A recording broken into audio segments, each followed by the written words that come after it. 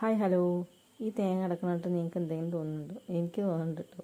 കാരണം എനിക്ക് വരാൻ പോകുന്നൊരു 8ൻ്റെ പണിയാണ് ഈ കിടക്കുന്നത്.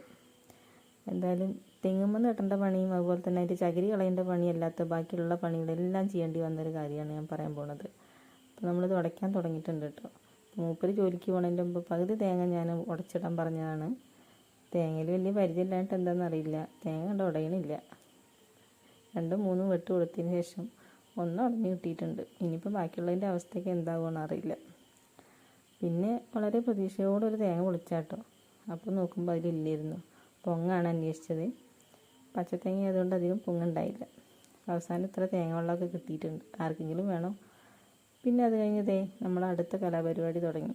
ഇനി 2-3 ദിവസം ഇത് തന്നെ പണി. ആവശ്യത്തിനുള്ള വലയും കാര്യങ്ങളും ഇട്ടിട്ടില്ലെങ്കിൽ ബാക്കിയൊന്നും ഉണ്ടാവില്ല. കാരണം ഇഷ്ടം പോലെ കാക്കി ബാക്കിയുള്ള ആൾക്കാർ ഇവിടെ ഉണ്ട്.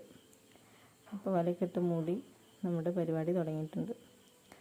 പിന്നെ ഞാൻ വീട്ടിൽ സകല മാരകായുധങ്ങൾ എടുത്തിട്ട് കലാപരിപാടി തുടങ്ങി. അതിൻ്റെ ഇടയിൽ ചെറിയ പരിക്കുകളും ഉണ്ടായിട്ടോ. പിന്നെ എണ്ണയുടെ വില ആലോചിക്കുമ്പോൾ ഈ പരിക്കൊന്നും അല്ല എന്നുള്ള രീതിയിൽ നമ്മൾ വീണ്ടും പണി തുടങ്ങിയിട്ടുണ്ട്. അങ്ങനെ ഏതാണ്ടൊക്കെ ഇങ്ങനെ ചിരട്ടയിൽ നിന്നൊക്കെ വേർപ്പെടുത്തി നമ്മളതിൻ്റെ കൂടെ തന്നെ അരിയും ചെയ്തു. അമ്മ വളരെ ബുദ്ധിപരമായിട്ടുള്ള പരിപാടിയായിരുന്നു. നേരിട്ട് അതിന് പൂണ്ടെടുക്കുകയാണ്. അതുകൊണ്ട് വലിയ പരിക്കുകളൊന്നും അമ്മയ്ക്കൊന്നും ഉണ്ടായിരുന്നിട്ട്. പിന്നെ അതിനുള്ള പരിചയക്കുറവ് കൊണ്ടാണ് നമുക്കിതൊക്കെ സംഭവിക്കുന്നത്. പിന്നെ ഇങ്ങനെ ഒരു നെയ്യപ്പൊക്കെ വാങ്ങിക്കൊണ്ടുവന്ന് അങ്ങനെ അഡ്ജസ്റ്റ് ചെയ്തു.